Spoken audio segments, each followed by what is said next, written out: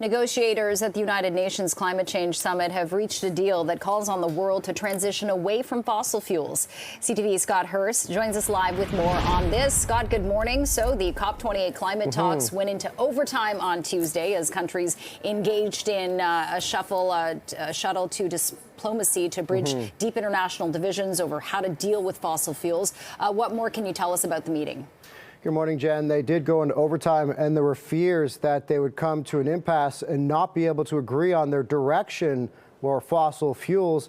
But in the end, this deal has been hailed as historic despite critics' fears about significant loopholes and major shortcomings. We'll get to those in a second, but here are some of the directions that they came to. The deal doesn't go as far as phasing out fossil fuels, which more than 100 nations has pleaded for.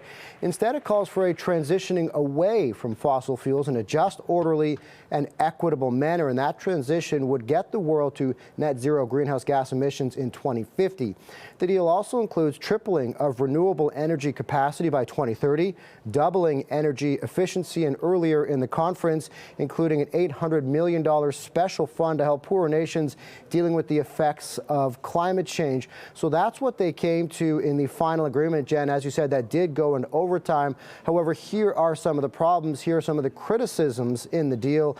The fear is that there are major loopholes that would allow significant fossil fuel producers to keep going on their expansions, and that it would delay their transition to renewable energies and allow for transitional fuels to continue. Also, funding is a key concern right here, a lack of financing to help countries with this transition away from fossil fuels.